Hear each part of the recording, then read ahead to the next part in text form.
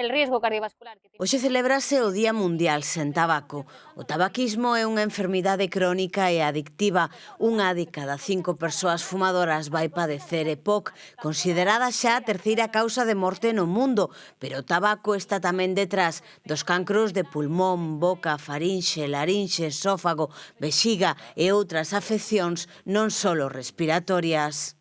El hecho de fumar puede producir múltiples neoplasias, entre ellas de vejiga, de esófago, de laringe, de faringe. También puede producir con más facilidad infecciones respiratorias, algunas de ellas muy graves, como puede ser la tuberculosis.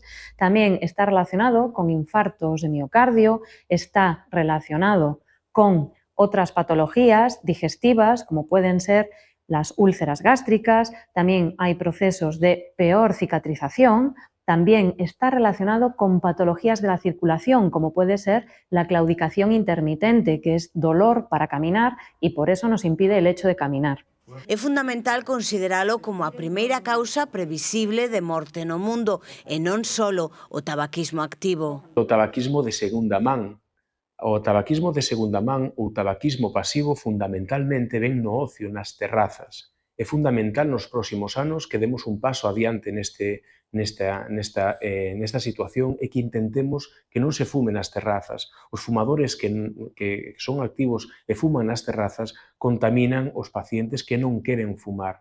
É importantísimo que xa sabemos que o 50% do fumo de segunda man procede das terrazas no ocio.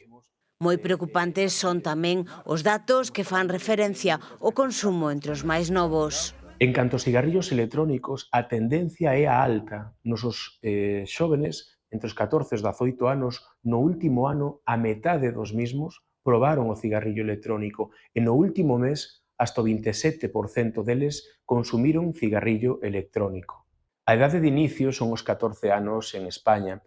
É importante xa decir nas escolas, nos medios de comunicación, nos hospitais, o médico de cabeceira, que nosos xóvenes deben de non fumar. É a primeira causa prevenible de morte. E unha vez que se inicia en este hábito tan deleterio, a nicotina é altamente adictiva. Incluso nos cigarrillos electrónicos, nas cachimbas, nos iQOS, este tipo de dispositivos tan atractivos fai que os pacientes pensen que son inocuos. Lonxe desto, os cigarrillos electrónicos xeneran moita dependencia porque tamén teñen nicotina.